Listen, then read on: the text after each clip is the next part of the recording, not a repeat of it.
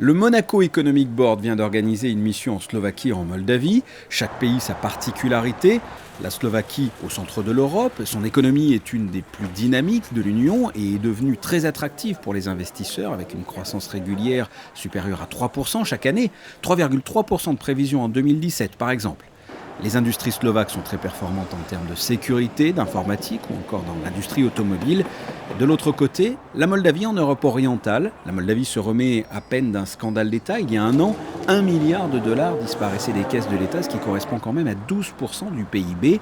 En revanche, les points forts de la Moldavie sont l'agriculture, le vin, l'artisanat, sa main-d'œuvre et surtout une grande motivation et une réelle volonté de travailler avec des entrepreneurs monégasques.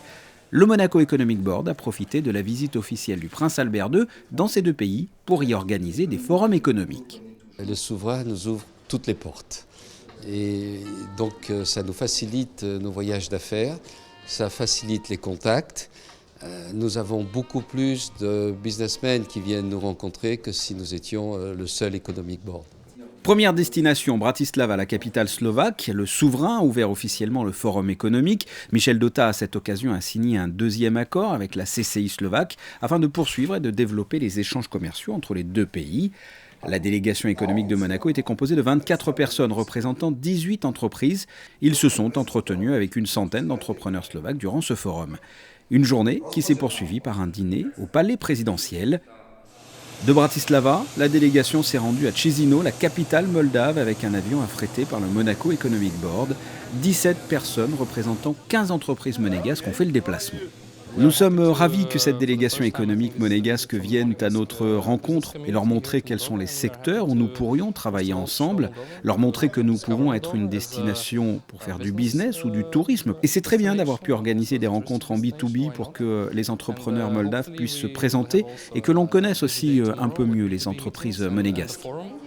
Les entrepreneurs monégasques représentaient différents secteurs d'activité, aussi variés que le domaine bancaire, agroalimentaire, tourisme, consulting ou encore par exemple la télécommunication.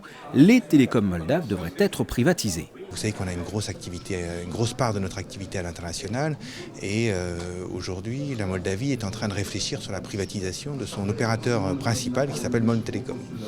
Donc on regarde et du coup j'ai eu l'opportunité de rencontrer le ministre de l'économie, le directeur général de MOL Telecom, la direction de MOL Telecom, le ministre des télécoms aussi, et puis le régulateur. Et ce qui était vraiment du coup passionnant, c'est qu'en une matinée j'ai pu avoir un tour très complet de l'opérateur et du coup un certain nombre d'éléments pour regarder, réfléchir si ça fait du sens qu'on a un partenariat avec eux. Et ça a du sens ?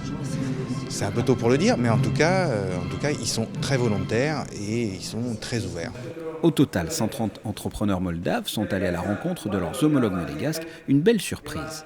D'ores et déjà, je sais qu'ils ont été surpris par le nombre de contacts qu'ils ont eus. Ils ne s'attendaient pas du tout à avoir des contacts non-stop toute l'après-midi. C'est ce qu'il y a. Apparemment, il y a déjà eu des rendez-vous le lendemain, c'est-à-dire ce matin avec des homologues de travail. Donc je pense que ça doit être très efficace. On a eu de belles rencontres parce qu'en fait il y a un très bon réseau internet dans le pays et donc il y a des jeunes développeurs avec des briques technologiques qui sont intéressantes à réutiliser pour nos clients en principauté, en France, en Europe et dans le monde. La Moldavie, je pense que c'est un pays qui a de forts potentiels, notamment dans l'agroalimentaire. Ils ont beaucoup de bonnes relations avec ses pays voisins, la Russie, l'Ukraine et d'autres pays. Donc je pense que la Moldavie, d'ici quelques années, on va en entendre parler parce qu'ils ont un très très fort potentiel et je pense que pour le business, ça peut être une opportunité pour pas mal de secteurs.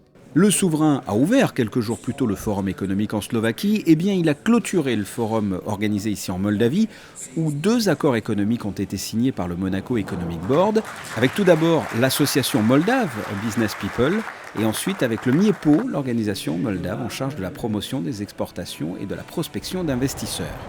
Ce séjour économique s'est achevé par un dîner offert par le Premier ministre moldave, Pavel Filip, dans les caves de Krikova, une véritable ville souterraine près de 120 km. C'est une ancienne mine de pierre qui abrite plus d'1 million de bouteilles, dont des vins uniques. Prochaine destination pour les missions économiques du MEB, du 19 au 22 juin à Tel Aviv, du 23 au 27 juin à Astana et enfin du 5 au 7 juillet en Tunisie.